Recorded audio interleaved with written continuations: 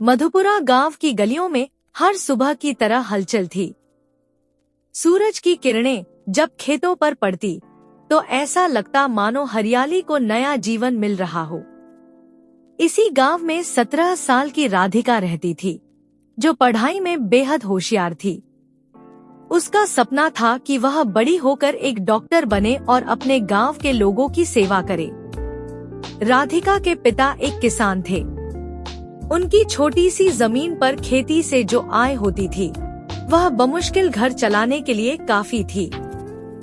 लेकिन राधिका की माँ हमेशा कहती, सपने देखने का अधिकार हर किसी को है और मेहनत करने वालों को उनका सपना जरूर मिलता है। राधिका सुबह खेतों में अपने पिता की मदद करती, दोपहर में स्कूल जाती और रात को लालटेन की रोशनी में पढ़ाई करती।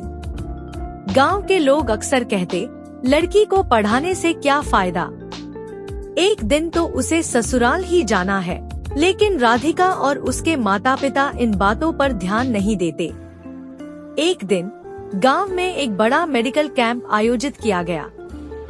शहर के डॉक्टर वहां आए और ग्रामीणों का इलाज करने लगे।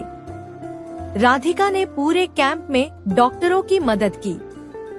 उसकी तत्परता और ज्ञान देखकर डॉक्टर सिंह, जो उस कैंप के प्रमुख थे, बहुत प्रभावित हुए। डॉक्टर सिंह ने राधिका से पूछा, तुम्हारा सपना क्या है?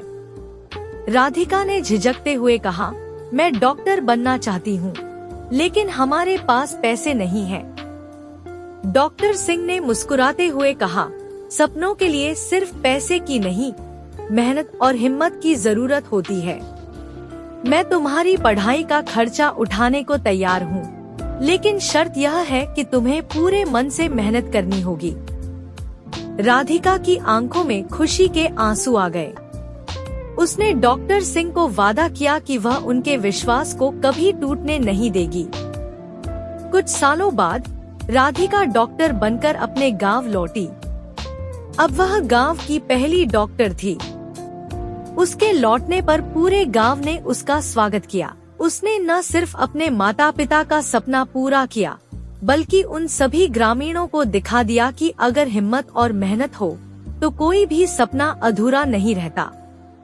राधिका का संघर्ष और सफलता पूरे गांव के लिए प्रेरणा बन गई।